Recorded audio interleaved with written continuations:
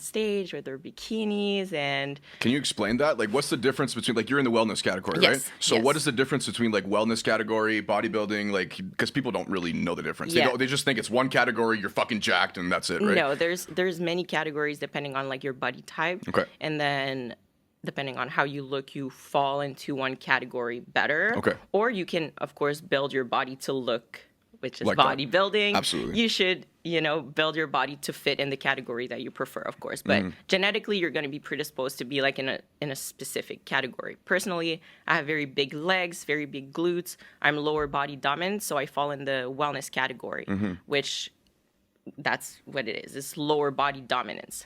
Whereas bikini, you would think more of like a taller girl, not necessarily like taller, but like skinnier, like fit, but more into like skinny. more petite. Yeah, more petite. You know, those cute little girls at the gym that wear like the Gymshark things and like do glute kickbacks on the fucking treadmill. And whatever. they don't want to get too big, and they genetically are not going to get like super jacked, Yeah. And then you have figure, whereas the girls who have like much bigger upper bodies, so like they're more into like a inverse triangle. Okay. Where More lats like, and shoulder dominant? Yeah, more Okay. lats, upper body, back, and then their lower body is like matching, but not really. It's like slimmer.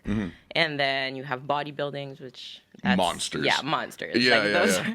I don't even know if they're considered girls anymore. Like at this point. Well, okay, we're not gonna talk about that. Yeah. What is a girl anyway? Yeah, that's this nuts. point. Yeah, crazy. But yeah, So- the categories are so different though. Like it feels like you're either born for a certain category or you're not. You're born for bodybuilding. Okay, so you can work hard and put all the substances in your body to try to reach a certain genetic type, but you're not. You're not going to get there. You might get to a certain level, but if you look at the best of the best in the world, like the Olympia stage, all the pros, those top pros are genetically gifted. Freaks. They're freaks. They Chris Bumstead. they have the work ethic that comes with it. Absolutely. So sometimes you have the genetics, but you don't really have the work ethic. Yeah. Or some people have the work ethic and they're gonna work hard more than anybody else. But unfortunately, they don't have the genetics to go with it, which is sad for them. But it's the reality of the sport. Yeah, if you don't have the genetics, you have no base to like fall off of, pretty much. Because if you can do trend, you can run a fucking bunch of roids, but if you don't have the genetics for it, like you're not gonna get that shape. Exactly, like your structure is not gonna look the best, like your bone structure, where your attachments are, like how your muscles are like formed, if they're bubbly, if they're, it's so many little details that a lot of people don't understand. So like when you see people at the top, it's just because they were born for it, you know? And you said figure skating too. Do you think that like being an athlete when you were a kid had a big impact on your bodybuilding career right now? 100%. Yeah. 100%. Well, first, so I think I'm genetically gifted in terms of like my lower body because of my Yes. Okay. Because of my Cuban heritage. And if you look at like all the top wellness girls, they're all Latinos. They're all from Brazil or Mexico or like all the Latin countries.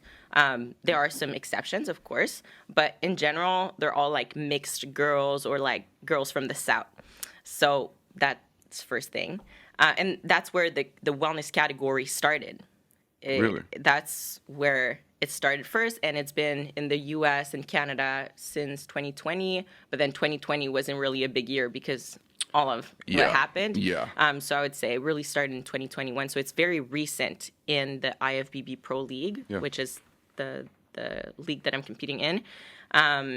So yeah, it started in South America and then became a thing here, and I'm so happy that it is now. That's so cool. I didn't know the history at all. That's fucking awesome. Yeah, it's very cool. So now they kind of saw that girls were getting into that, and girls like a more, muscular body type, and a lot of girls were wanting to compete but didn't really fall into the bikini category because they were like too lower body dominant, and they didn't want to go to figure because figure is a very different body type, like that not every girl likes. Not every girl wants to have like a big upper body and a big back and And chest. not every girl wants to be completely jacked like a monster too, like in like for bodybuilding too. Yes, it's impressive. Okay, I'm not saying monster in a bad way.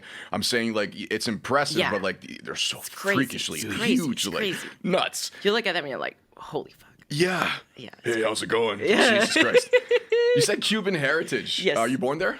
No, so I was born here. Okay. I was born in Canada, but I've always been very close to like my family.